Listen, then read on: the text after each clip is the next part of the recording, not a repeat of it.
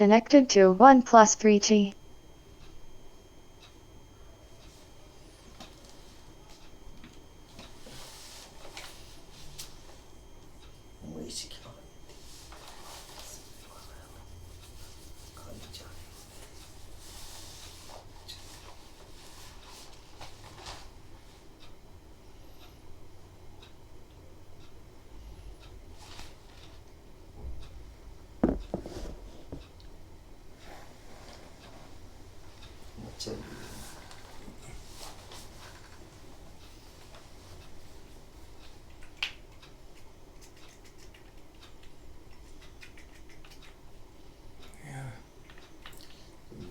ऐसे खड़ा रख के करना होगा ना, टेढ़ा लेटा के नहीं होगा, इसको खड़ा रख दाम देगा आगे नीचे से गिर गया ना। वही आगे आया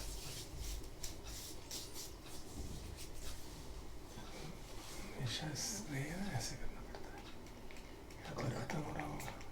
हाँ कर रहा है ना, जल्दी बुद्धि कर बुद्धि कर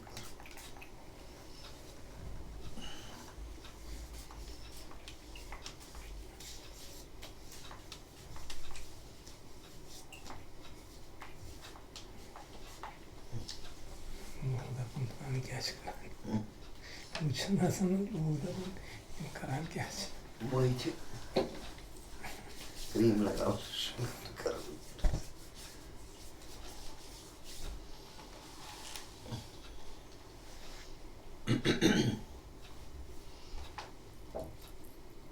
इवेंट्स में क्या छुपा नहीं पता।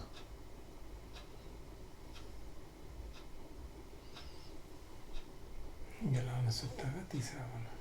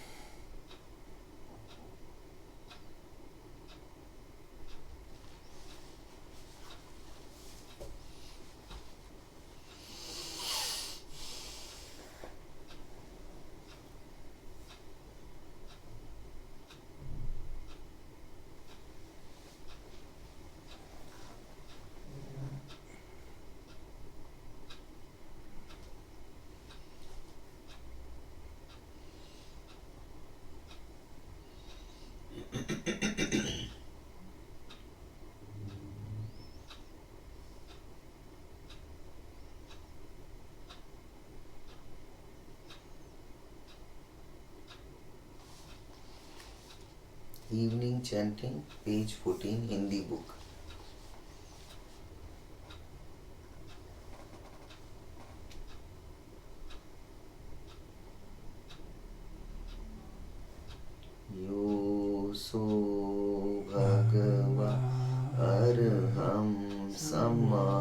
सम्बुद्धो स्वाखातो येन भगवता धम्मो सुपटिपन्नो यस्य भगवतो सावक संघो तमयं भगवन्तं सधम्मं ससङ्गम् इमे हि सकारि यथार्हम् आरोपिते हि अभिपूजयाम साधुनो भन्ते भगवा शुचिरपरिनिभूतोऽपि पश्चिमा जनता नुकम्पमानसा सखारे दुर्गतपन्नाका प्रभूते पटिगणातु अम्हाकं दीर्घरथं हिताय सुखाय अर्हं सम्मा सम्बुद्धो भगवा बुद्धं भगवन्तम् अभिवादीमि स्वाखातो भगवता धम्मो धम्मं नमस्सामि सुपटिपन्नो भगवतो सावक संघो संघं नमामि हन्तमयं बुद्धस्य भगवतो उपभाग नमकारं करोमसि नमो तस्य भगवतो अरहतो सम्मा सम्बुद्धस्स नमो तस्य भगवतो अरहतो सम्मा सम्बुद्धस्स नमो तस्य भगवतो अरहतो सम्मा सम्बुद्धस्स हन्तमयं बुद्धानुसतिनयं करोमसि तं खोपन भगवन्त एवं कल्याणो कीर्तिसद्दो अभुगतो इति पिसो भगवा अर्हं सम्मा सम्बुद्धो विद्याचरण संपन्नो सुगतो लोकविदु अनुत्तरो पुरुषधर्मसारथि सत्ता देवमनुस्सान बुद्धो भगवाति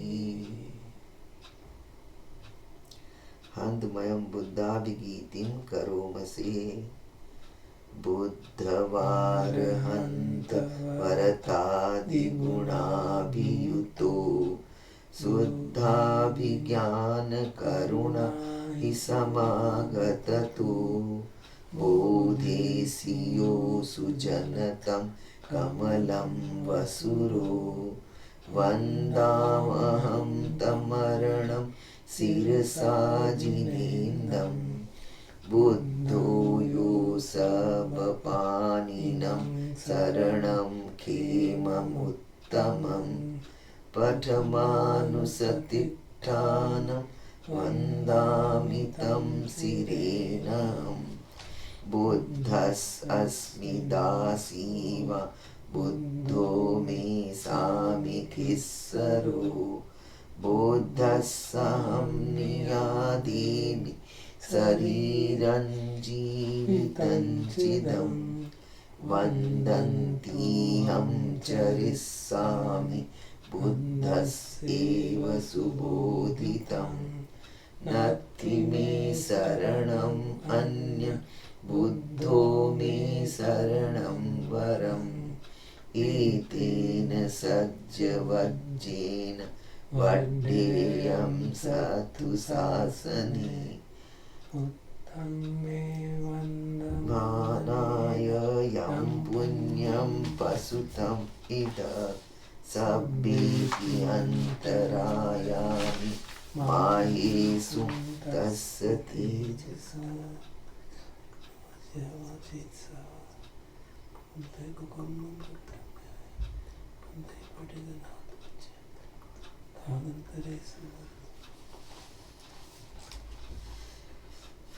आनंदमयं धम्मानुसतिनयं करोमसि स्वाखातो भगवता धम्मो संदिट्ठिको अकालिको एहिपस्सिको ओपनैको पच्यत्तं विदितव्यो विन्योहीति आनंदमयं धम्माभिगीतिं करोमसि स्वाखाततादिगुणयोगसेन सेयो यो मग्गपाकपर्यतिविमोखभेदो धम्मो कुलोकपतना तदधारि वन्दामहं तमरं परब्रह्मम् एतं धम्मो यो सर्वपाणिनं शरणं किममुत्तमं द्वितीयानुसतिष्ठानं वन्दामि तं शिरेणहं धम्मस्मि दासीव धम्मो मे सामिकिस्सरो धम्मस्सहं नियादीमि शरीरं जीवितं चिदं वन्दन्तीहं चरिष्यामि धम्मस्येव सुधम्मतं नत्थि मे शरणम् अन्य धम्मो मे शरणं वरम् एतेन सज्जवज्जेन वड्ढेयं सत्तु शासने धम्मं मे वन्दमानाय यं पुण्यं पशुतम् इदा सब्बेऽपि अन्तरायामि माहेषुं तस्य तेजसा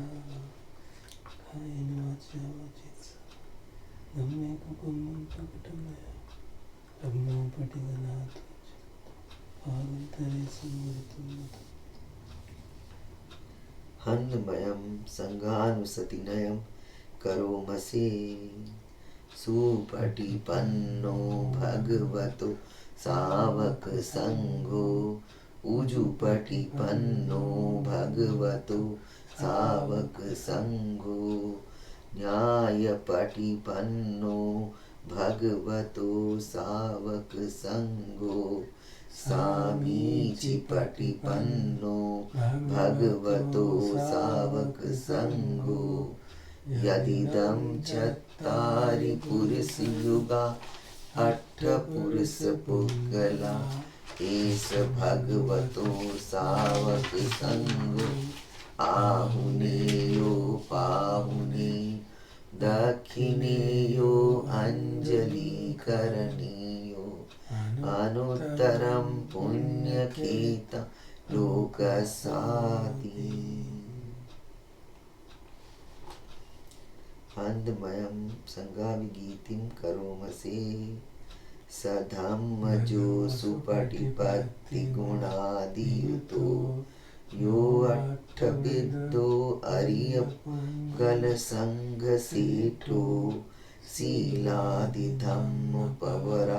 सयकाय चित्तो वन्दाम्यहं तं हरियानगणं सुशुद्धं संघो यो सर्वपाणिनं शरणं खेममुत्तमं ततीयानुसतिष्ठानं वन्दामि तं शिरेणहं संघस्मि दासीव संघो मे सामिकेश्वरो संघस्सहं नियादीमि शरीरं जीवितं चिदं वन्दन्तीहं चरिष्यामि संघस्सोपटिपन्नतं नत्थि मे शरणम् अन्य संघो मे शरणं वरम् एतेन सज्जवज्जेन वड्ढेयं सत्तु शासने සංඝම් මේ වන්දමානාය යම් පුඤ්ඤම් පසුතම් ඉද සබ්බේපි අන්තරායාමි මාහේසුම් තස්ස තේජසා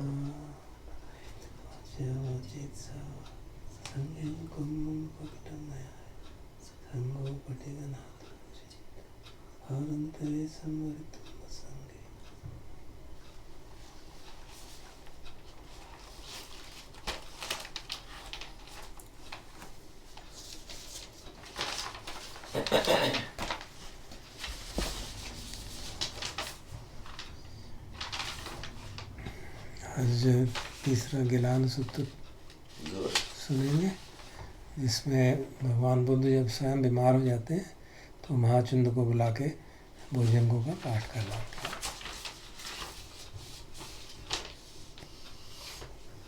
नमो तस्से भगवतो अरहतो सम्मा सम्बुद्दस्से।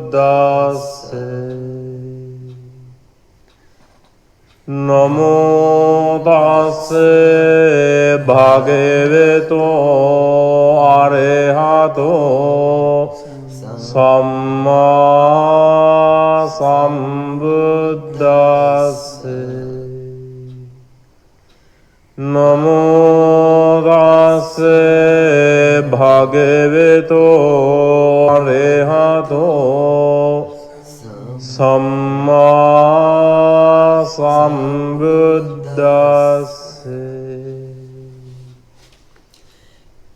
एवं मे सुतं एकं समयं भगवा राजगाये विहरति वेलुवने कलंदक निवापे।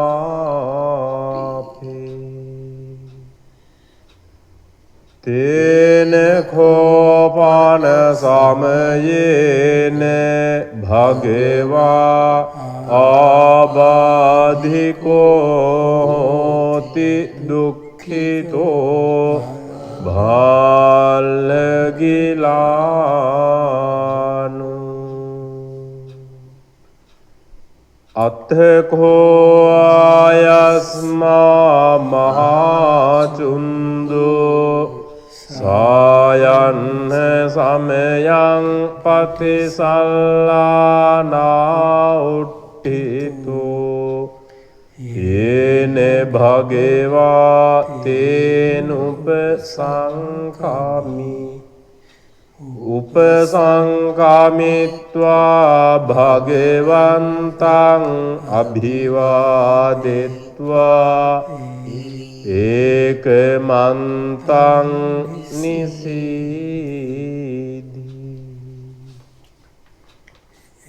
एकमन्तं निसिन्नं को आयस्मन्तं महाचुन्दं भगवा एतद्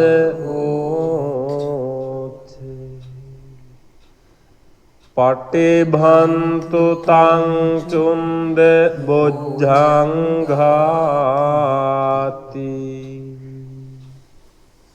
सत्ति मे भन्ते बुज्जङ्गा भगवता सम्मदख्खाता भाविता बहुलीकता अभिज्ञाय संबोधाय निब्बानाय संवत्तन्ति।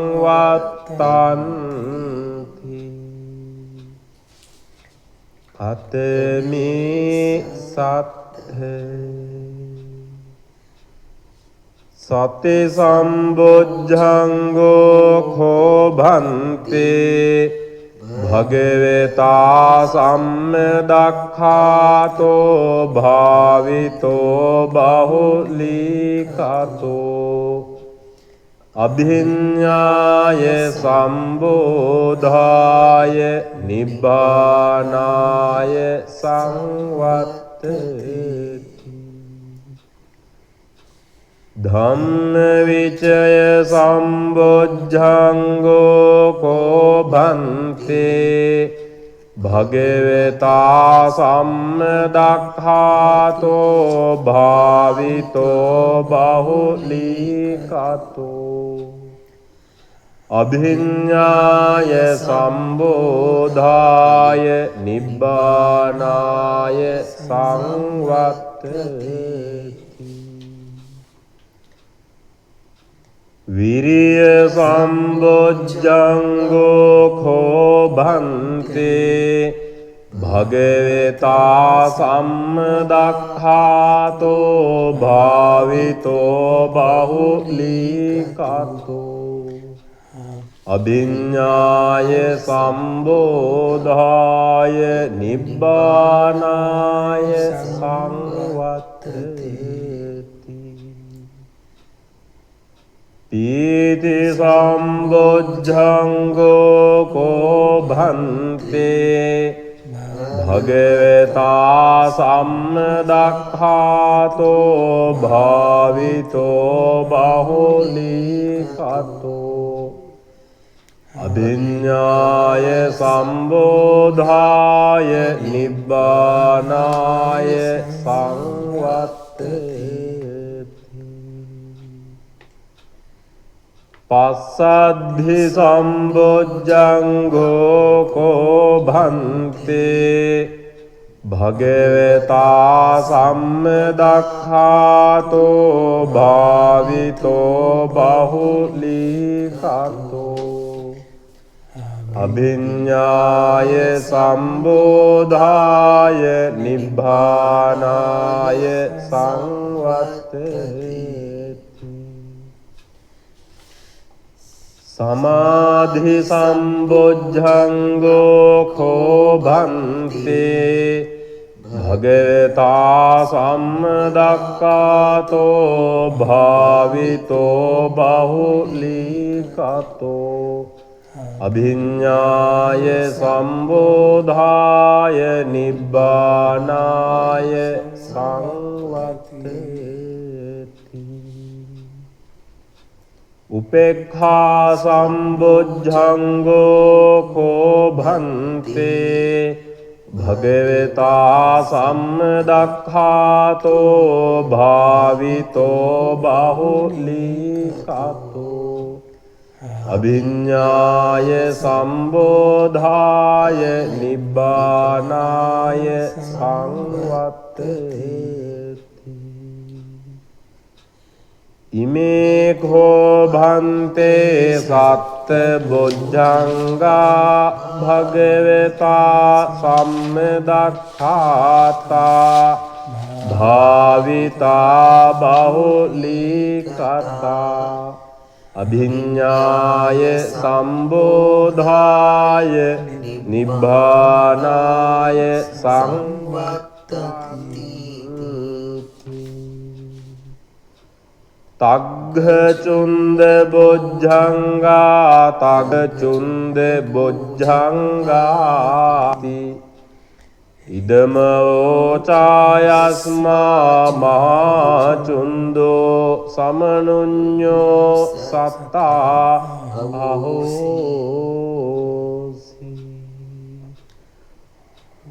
උත්ථායිච භගවා තම්මා ආබාධා තතා පයිනෝච භගවතෝ සෝ ආබාධෝ අහෝසි.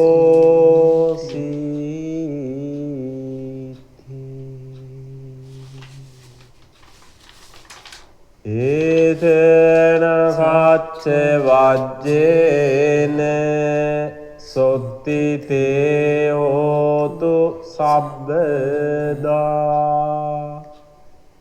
ඒතන සච්ච වජ්ජේන සබ්බ රෝගෝ විනාශතු.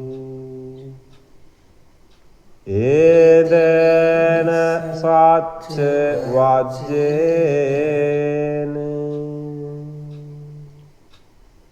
හෝතු තේ ජාය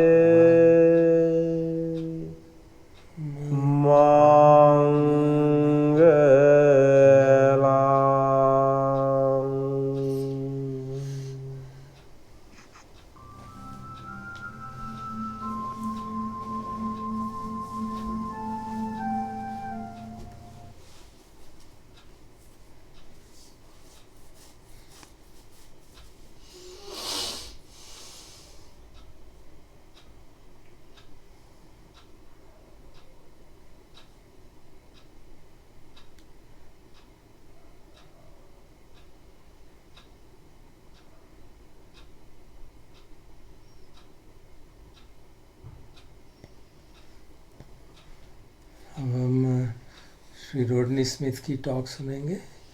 इन्होंने 4 टॉक्स दी थी इल्यूजन्स के ऊपर, जो भ्रम हम पे रहते हैं, जो हमको बंधन में रखते हैं। तो उस 4 में से आज पहली टॉक सुनेंगे कि जो चीज़ें अनित्य हैं उसको नित्य हम मानते हैं और उस कारण बंधन में पड़े रहते हैं।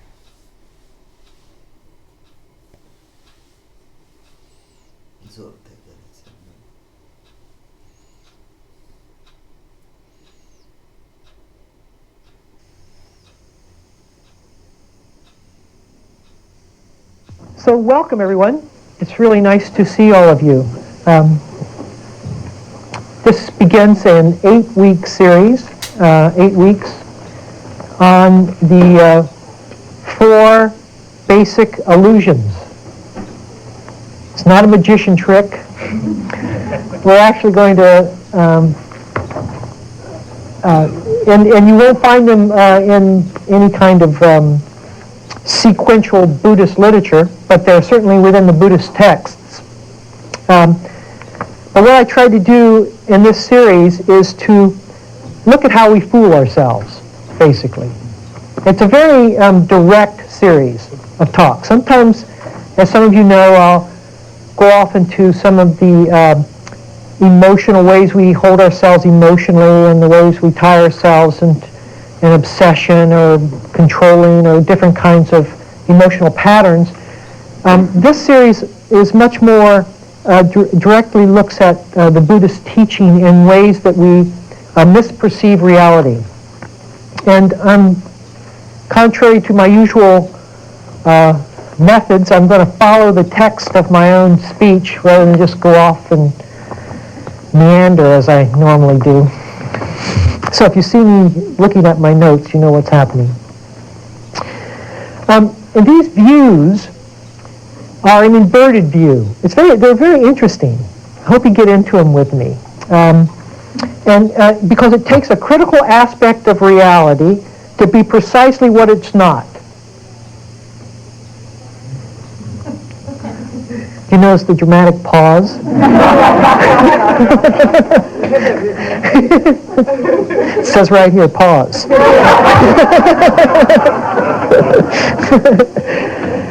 So what are these 4 illusions? What are these 4 illusions? So I'll read them, and then those will be the 4 talks that I will give over the series of 8 weeks. The 8 weeks are interspersed with a week of discussion and homework, because these are not incidental talks. They're talks that really encourage a kind of looking in depth movement of our own insight. So it's going to take a couple of weeks, I think, to begin to intimate some of the depth of this. The first of these illusions is taking what is impermanent to be permanent. The second illusion is taking what is inherently incapable of satisfying as satisfying. The third is taking the momentary display of the world as being continuous. And the fourth is taking what inherently lacks independent existence as independently existing. Kind of gets at the heart of things, doesn't it? Now, these 4 are actually a hologram. each one mirrors all the others. And they're just different perceptions of the same event that's occurring. So as we talk about this, we're really reinforcing a different way of looking at life. And it really offers the same tools, the same remedy for each of these illusions. The Buddha, never one to mix words, said that people who follow these illusions are deranged.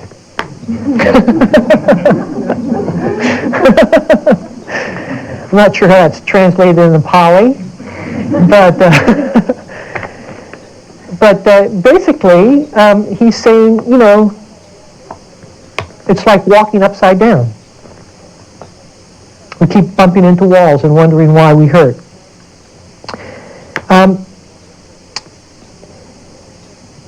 In Buddhist terms, they constitute ignorance. Avijja is the Pali word for ignorance. And it's not a blind ignorance. This is an interesting point to me. It's an active resistance. It's an intentional ignorance. It's not like we don't know it. We know it and just refuse to follow it. I mean, all I have to do is fall back on my word, the D word, death.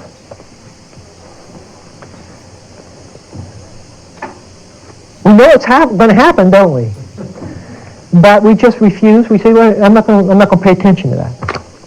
It's a willful ignorance. And each of these illusions are a willful ignorance. An active resistance. A direct avoidance and denial of what reality is. Knowing it, we shut our eyes to it. And so we have to really look at what we get out of it, why we do that. We have to look at the whole implication of shutting our eyes. This then is the starting point for beginning to reorient ourselves to a truer life, to a one that's lived in accordance with the way reality really is, which is the whole of the Buddha's teaching. All he ever tried to do was to tap us on the shoulder and say, turn around. Just turn around this way. He just encouraged us to come back to a level of reality that we have forsaken. Now, the first of these is the one focus for the night's talk, and that is taking what is impermanent to be permanent. And let me say that ever since I got into this tradition 25 years ago, change has been probably the most predominant word I've heard. You hear it talk after talk after talk, to the point when I hear it talk on impermanence, the off switch goes on. I know that, I say to myself. Well, I encourage you not to say that.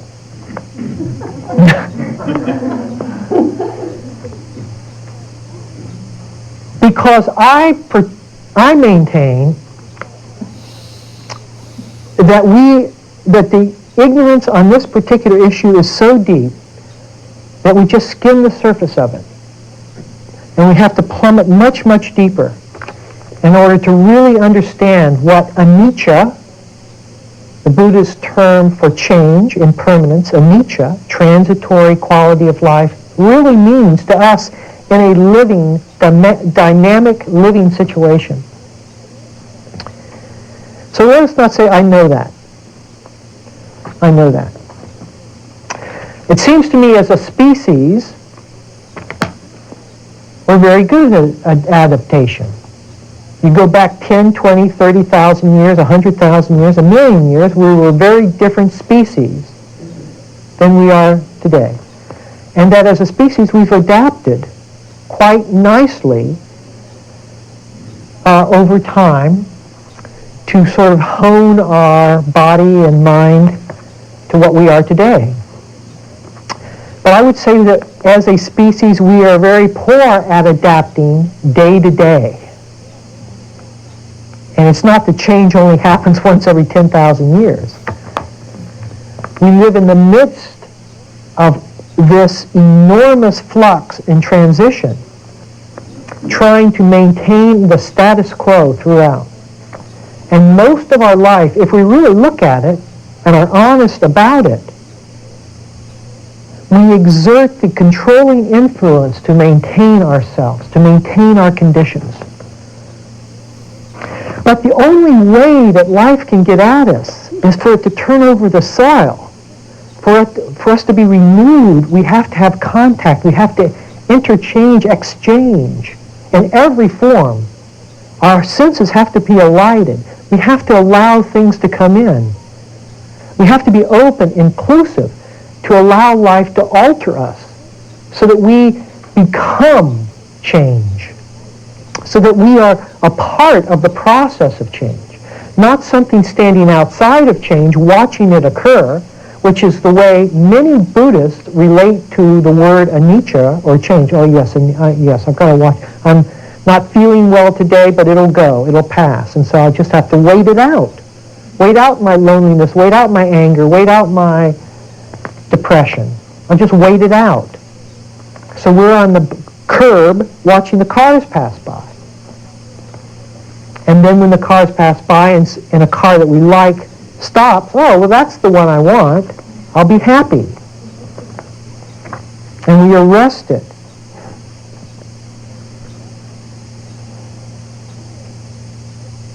Now,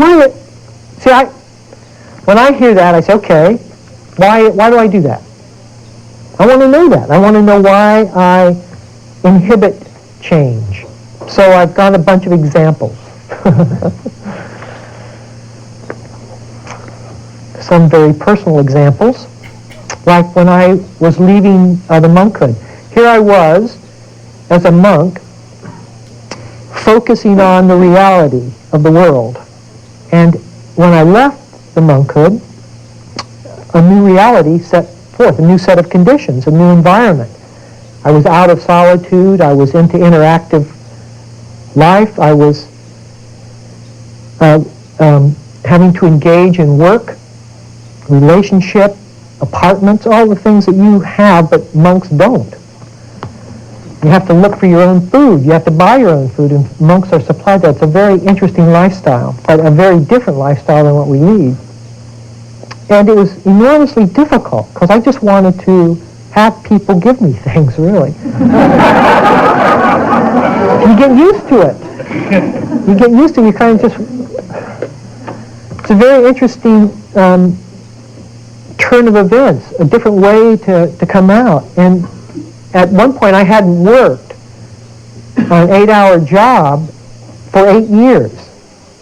And then all of a sudden I had to re-engage. And it was so difficult to re-engage, getting back and applying that.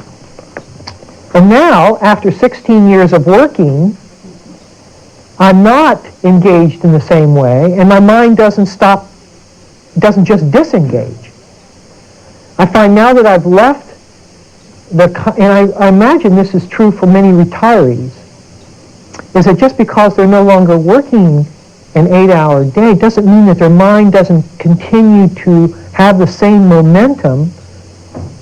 In my case, I was the director of a hospice program, and so I was a worrywart. I was concerned about this and looked at that, and so instead of having patients to worry about or finances of the hospice program, I had my own finances and whether my sewer pipe is leaking or not. I still find things to worry about, is the point.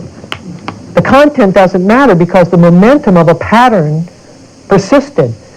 And instead of being able to move with the changing circumstances, we find that our mind generates the same pattern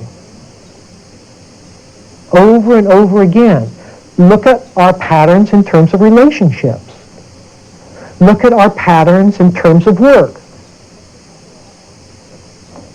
Look at our patterns in terms of money. Do we think that, have we changed or altered any of those? Don't we keep finding the same roadblocks on those subjects time and time again? It shows how maladaptive we are. It shows how we resist, the mind resists change. It digs its heels in. It's most comfortable in continuity.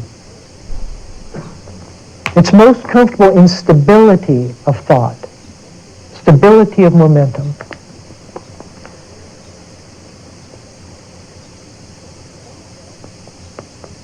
Some of us freeze ourselves, this is another example, in terms of a particular emotional state we're in.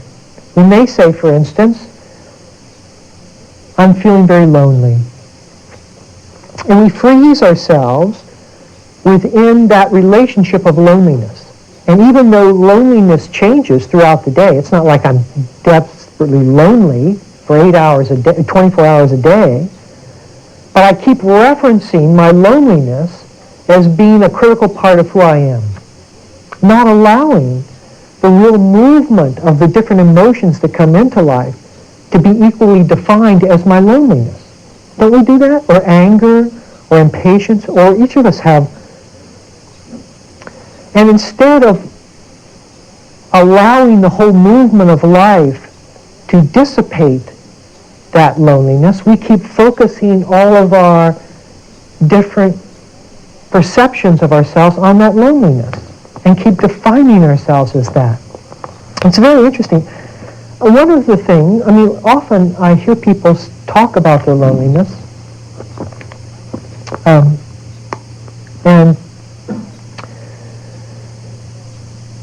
if they just would work and put forth some energy in different fields like creativity or art or work or relationship or something, they would often find that would kind of unfreeze the pattern, that identification with the loneliness, and that loneliness would then evolve out through the applied use of the other energies of creativity and art, and that the whole thing could get unstuck.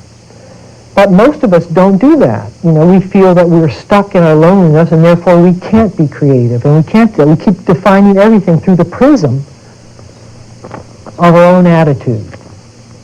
But this is not a fixed quality within us. We're changing all the time. We're moving.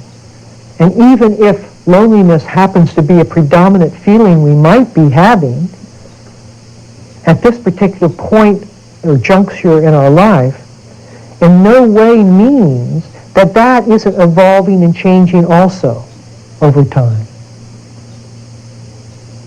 And we don't have to take it so critically, it's so critically important, or define ourselves so readily by it.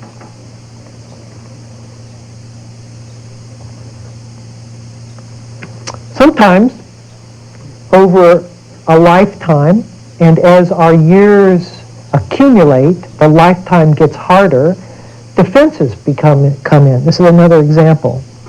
We get very set in our defense mechanisms.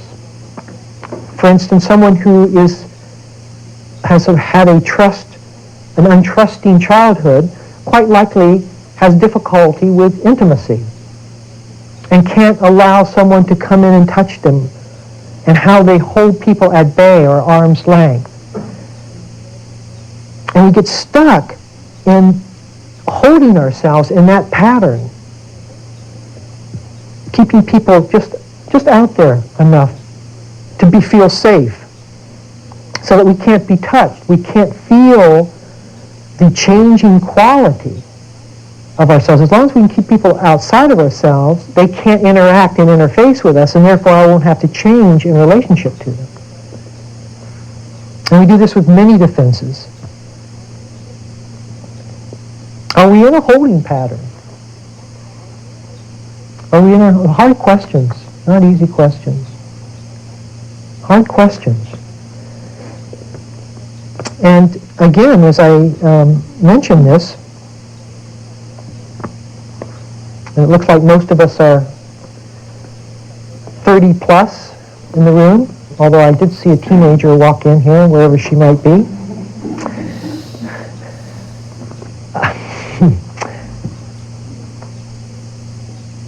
Do you think it's going to get easier? I don't find it easier at 54. I don't find it easier. I don't find it getting easier. I therefore don't think it's going to be easier at 55. My deduction is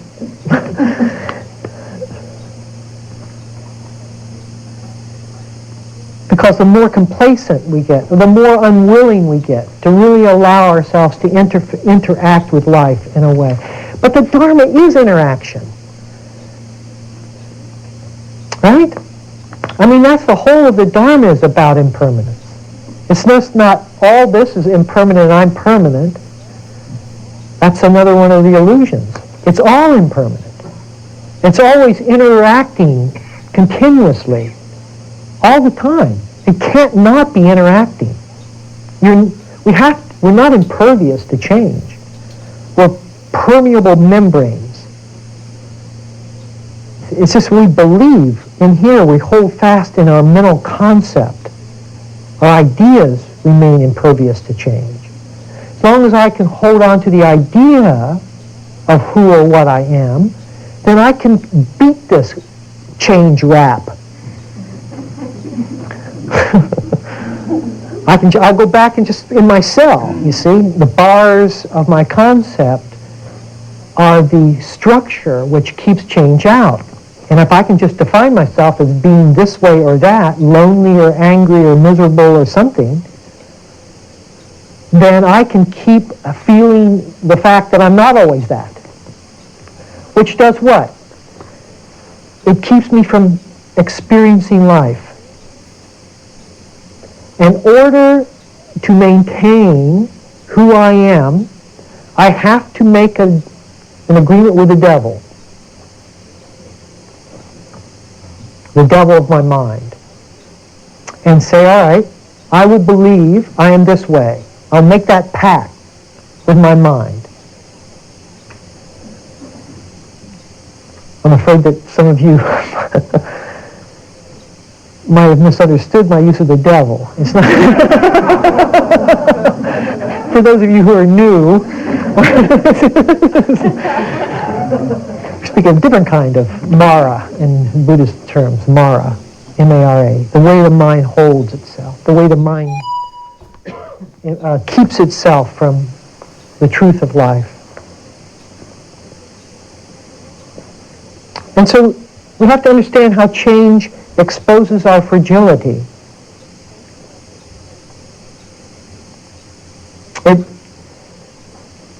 It exposes us. It makes us vulnerable.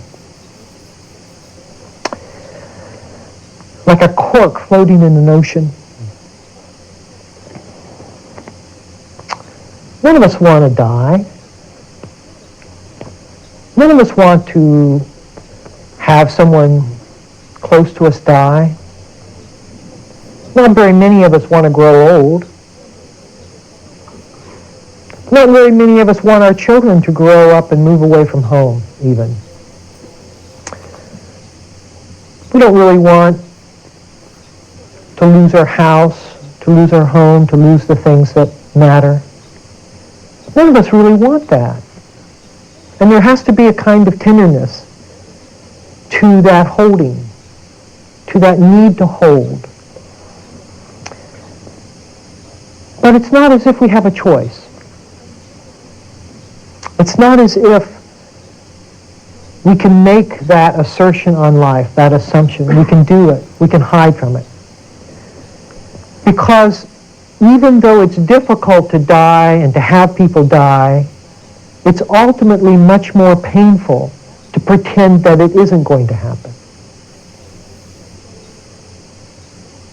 And so tonight's talk is a willingness to join hands. And that's one of the values of Sangha. is that we are here together and we say, okay, let me join hands. I can't do this by myself. This is too difficult. I don't want to die. So when we're sitting by other people who are also going to die, we meet our fragility with others. And somehow that gives us courage. That's a very important aspect of Sangha.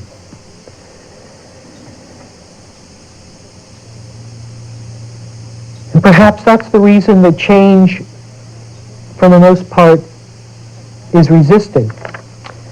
Because all change is an indication and a reminder of our own limited time on earth.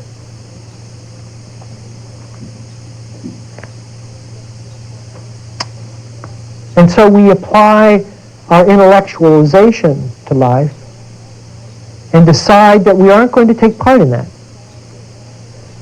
And in our mass conspiracy, we will hold death at bay. And we will hold change out of our life. And we will hold ourselves as we have wanted ourselves to be, regardless of what those facts may be, regardless of our annual evaluation.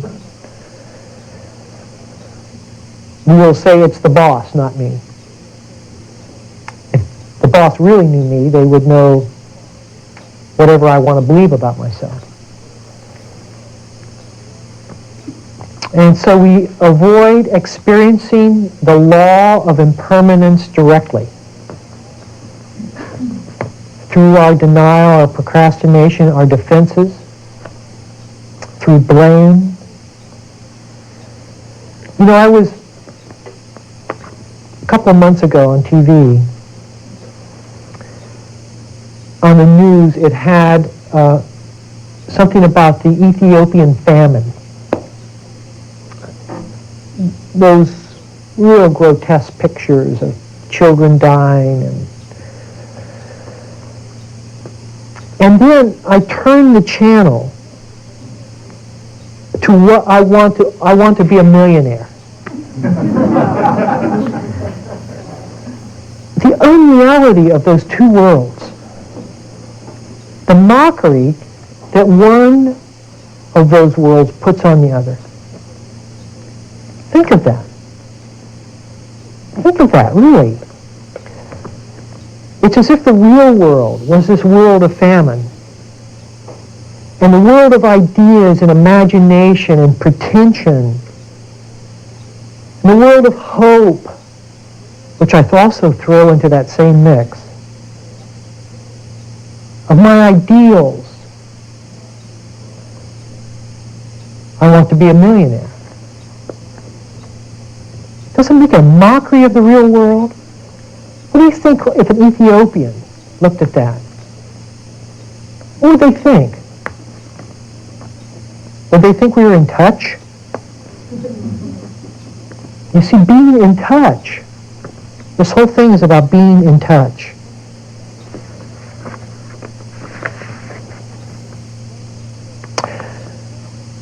Now we have to be careful with our relationship to change.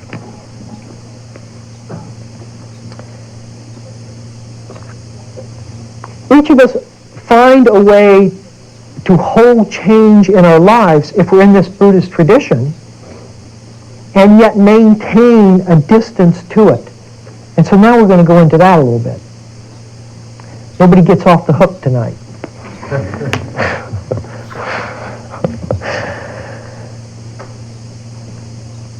The change is not the end-all and be-all of the Buddhist practice. As a matter of fact, the Buddha left home because of change.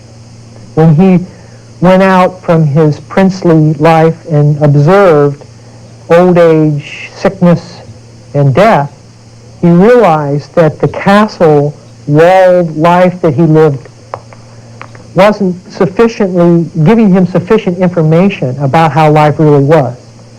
It said that his father eliminated anyone that's old.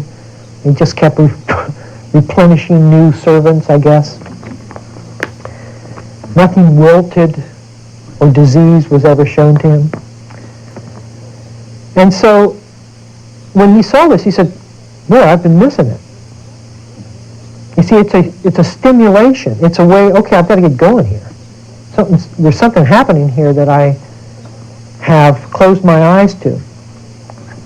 And now 2,500 years later, the level of affluence that we have obtained in our own life have created a kind of princely walls for ourselves.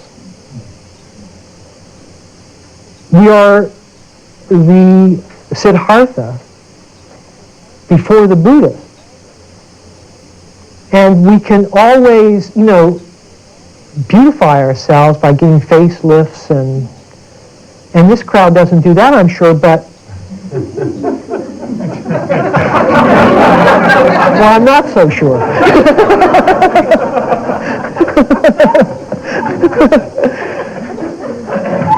But how about dyeing our hair?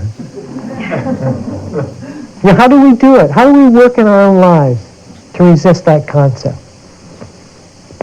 To stay within our princely walls, or princesses' walls. How do we do that?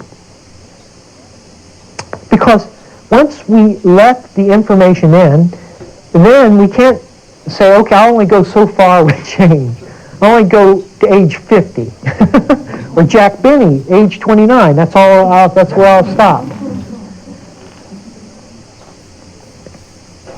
Then if everything changes, we have to ask, what is there worth holding on to? And that's a question none of us want to ask. You see, if everything changes,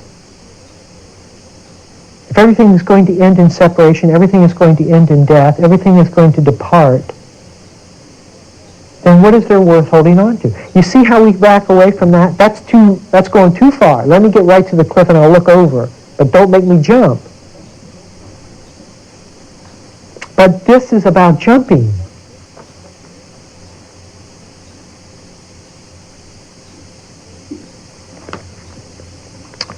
Change teaches surrender. It teaches accommodation. It teaches letting go. It teaches release. It teaches inclusion. It teaches being affected by things. It teaches coming right up against life. Not in any way backing away from it, because the backing away is an attempt to solidify, to make the changeless, to deny the changeless. But we also must be careful that we don't become apathetic, because we can say, well, if everything changes, why bother? Right? Why bother? It's going to change. Why do anything at all? He'll kick the drug habit. Just leave him alone. Why bother? It's not that.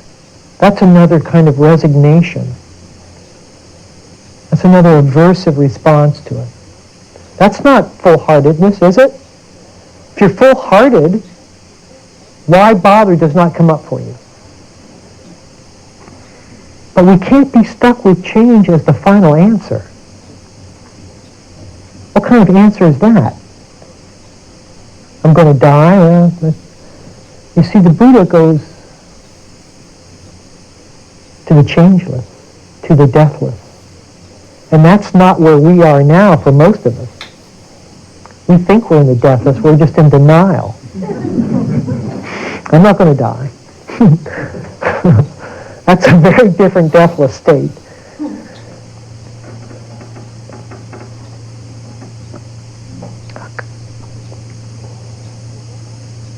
See, as long as we remain outside of change, looking in on it, we can be safe with the change, with transition. There's change here and me here and change over there. Look at everything changing. Anicca. Everything's changing. I'll even look inside here. Yep, everything's changing in here too. But I'm still looking from a place that's not changing at all, aren't I? I mean, well, I'm impervious to change. I'm looking in here, and I'm looking out there, and I'm not changing a bit. I'm as continuous now as I ever was.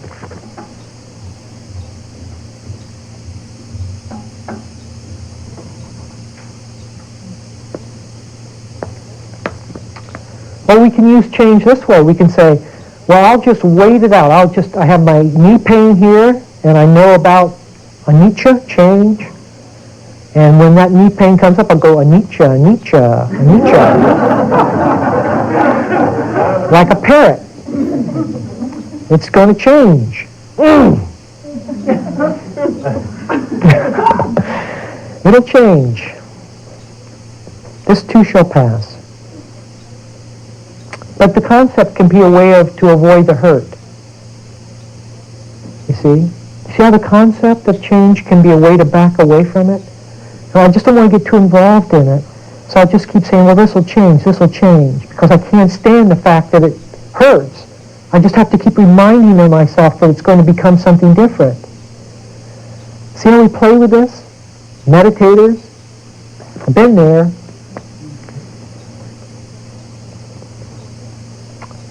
So a meditator doesn't see him or herself away from change itself.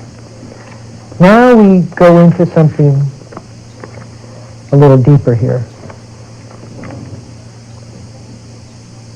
The question is not how to adjust change, but how to become change. Because that's what we are. Question is not how to observe change and to start adjusting our life to the fact that, well, I'm going to die, I might as well get on with it. But to jump in to the running water itself, to the stream, to the movement, to be change. And as long as we reference, and this are for the, in a Dharma talk I'll try to have things for everyone, and now this is for people whose practice is a little deeper, but everyone can listen to it. As long as I keep referencing in myself the way things have been, the way my hope of the way things will be,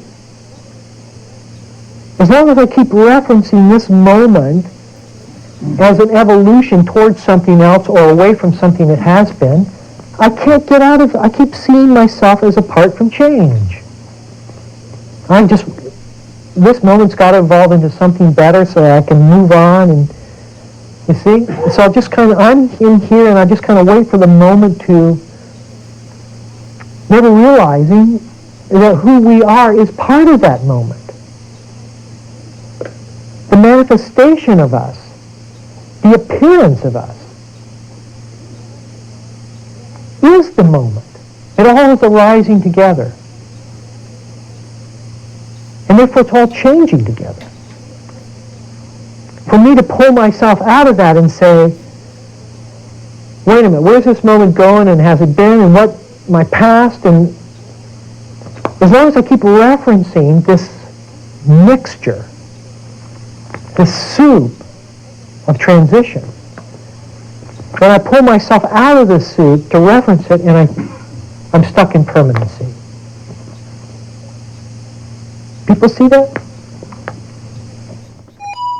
So how about just surrendering to it? Releasing ourselves to it. Just releasing ourselves into it. Just try it sometime. Instead of watching it so damn carefully, get in the middle of it. Let it be, surround ourselves with it. Surrender to it. Without any referencing whatsoever.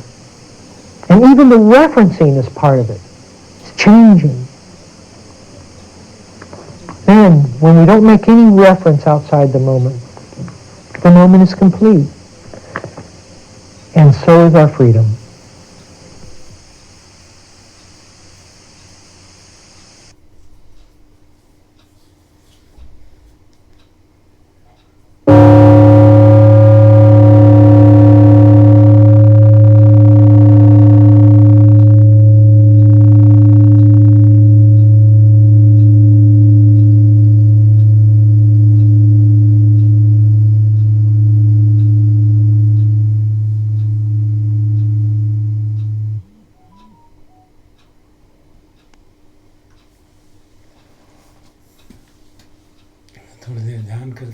हमने सुना उसके बारे में थोड़ा reflect करते हैं। बहुत महत्वपूर्ण बात आज सुनाई गई।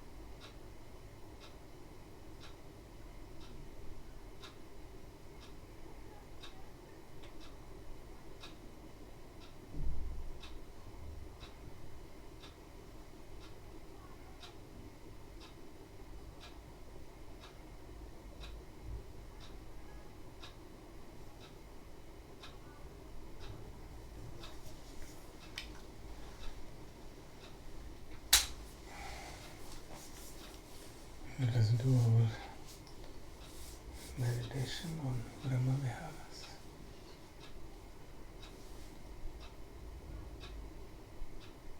पहले करुणा ब्रह्म विहार,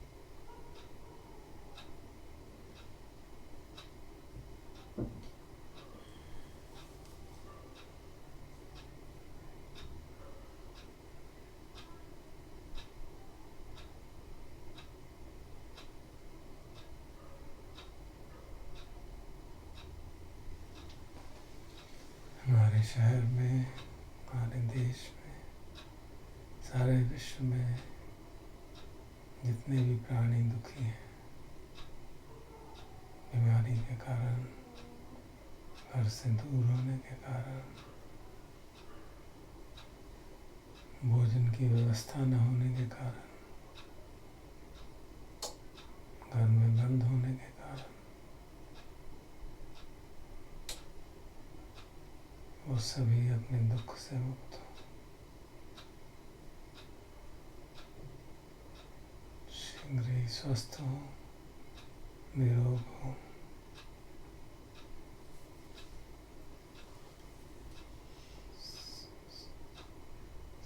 सारी बाधाएं दूर हो, सुखी हो, दीर्घायु।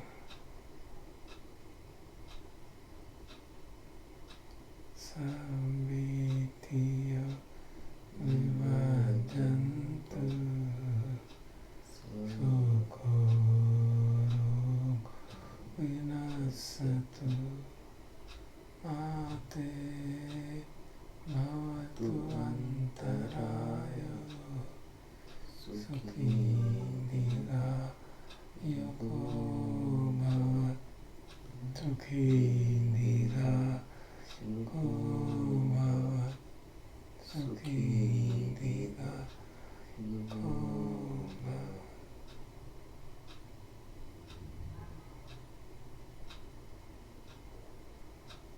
अब कृतज्ञता ज्ञापन और मैत्री ब्रह्म विहार।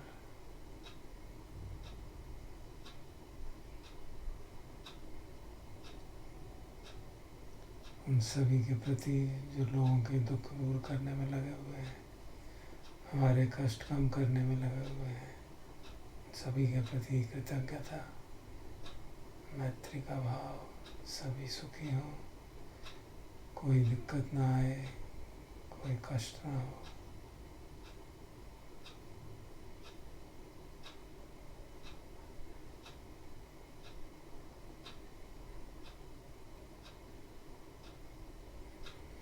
जो भी पुण्य मैंने आज किए हैं या आज से पहले किए हैं, उन सब में इन समस्त प्राणियों का, अनंत प्राणियों का भाग,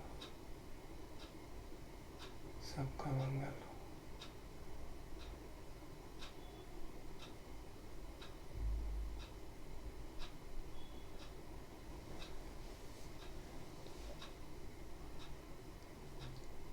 अब मुदिता ब्रह्म विहार, उन सभी लोगों को याद करके जो अपने दुखों से दूर हो रहे हैं, रोग से दूर हो रहे हैं, कष्ट से दूर हो रहे हैं, उन सबके कष्ट दूर होते रहें, दोबारा कोई कष्ट ना आए, सभी सुखी रहें।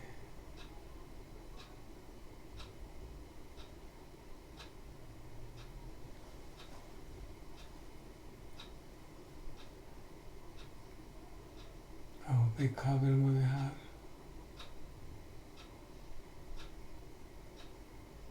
कभी कभी लोगों के दुख को देख के, अथाह व्याधि को देख के मन में बहुत पीड़ा होने लगती है, समता टूटने लगती है। तो इसलिए उपेक्षा ब्रह्म व्यवहार बहुत आवश्यक।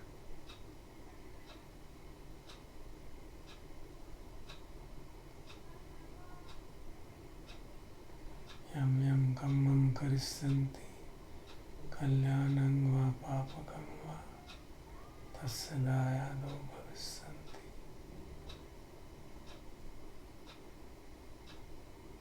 हम सभी अपने कुशल अकुशल कर्मों के उत्तराधिकारी हैं। अपने कर्मों को कुशल बनाएं, अकुशल कर्म त्याग करें।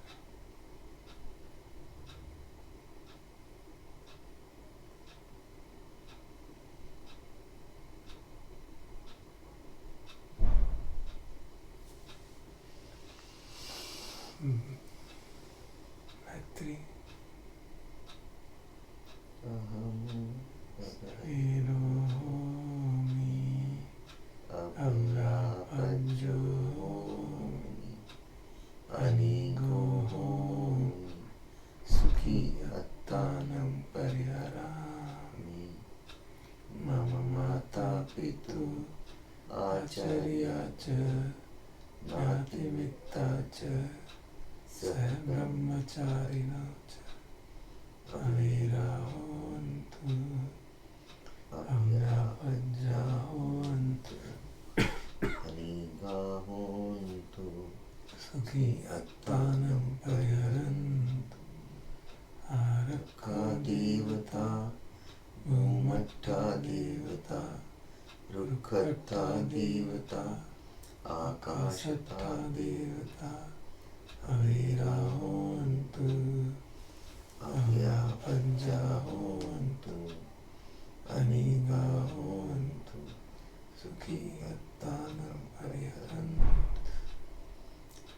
सब्बे सत्ता सब्बे पाना सब्बे भूता सब्बे पुद्गला सब्बे अत्ता भावयापन्ना सब्बा इतियो सब्बे पुरुषा सब्बे अरिया सब्बे अनरिया सब्बे देवा सब्बे मनुष्या सब्बे विनिपातिका अविराहोन्तु अव्यापज्याहोन्तु अनिगाहोन्तु सुखी अत्तानं परिहरन्तु। दुःखामुच्यन्तु यथा लड्डा सम्पत्तितो मा विगच्छन्तु। कर्मस्य का कर्मदायादा कर्मयोनि कर्मबन्धु कर्मपटिसरण यं कर्मं करिष्यन्ति कल्याणं वा पापकं वा तस्य दायादा भविष्यन्ति। पश्चिमाया दिशाया पश्चिमाया दिशाया उत्तराया दिशाया दक्षिणाया दिशाया प्रथमायानुदिशाया पश्चिमायानुदिशाया उत्तरायानुदिशाया दक्षिणायानुदिशाया हीतिमायादिशाया उपरिमायादिशाया सब्बे सत्ता सब्बे पाणा सब्बे भूता सब्बे पुद्गला सब्बे अत्ता भाव पर्यापन्ना सब्बा इतियो सब्बे पुरुषा सब्बे हरिया सब्बे अनरिया सब्बे देवा सब्बे मनुष्या सब्बे विनिपातिका अविराहोन्तु अव्यापज्याहोन्तु अनिगाहोन्तु सुखी अत्तानं परिहरन्तु। दुःखामुच्यन्तु यथा लड्डा सम्पत्तितो मा विगच्छन्तु। कर्मस्य का कर्मदायादा कम्मयोनि कम्मबन्धु कम्मपटिसरण यं कम्मं करिष्यन्ति कल्याणं वा पापकं वा तस्य दायादा भविष्यन्ति उद्धं यावा भवगाच अधो यावा अविचितो समन्ता चक्रवालेषु ये सत्ता पृथ्वीचरा अव्यापज्या निविराच निर्दुःखा च अनुपद्रवा उद्धं यावा भवगाच अधो यावा अविचितो समन्ता चक्रवालेषु ये सत्ता उदके चरा अव्यापज्या निविराच निर्दुःखा च अनुपद्रवा उद्धं यावा भवगाच अधो यावा अविचितो समन्ता चक्रवालेषु ये सत्ता आकाशे चरा अव्यापज्या निविराच निर्दुःखा च अनुपद्रवा सब्बे सत्ता सुखी होन्तु सब्बे होन्तु चखेमिनो सर्वे भद्राणि पश्यन्तु मा किञ्चित् पापं मा किञ्चित् शोकं मा किञ्चित् दुःखं भवतु सर्वमङ्गलं रक्षन्तु सर्वदेवता सर्वबुद्धानुभावेन सदा सुखी भवन्तु ते भवतु सर्वमङ्गलं रक्षन्तु सर्वदेवता सर्वधर्मानुभावेन सदा सुखी भवन्तु ते भवतु सर्वमङ्गलं रक्षन्तु सर्वदेवता सर्वसङ्घानुभावेन सदा सुखी भवन्तु ते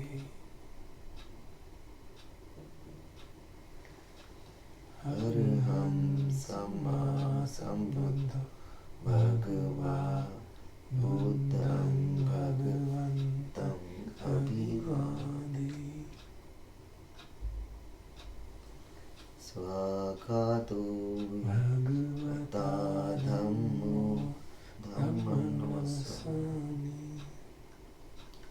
सुपटिपन्नो भगवतो साधुसङ्घो संघं नमामि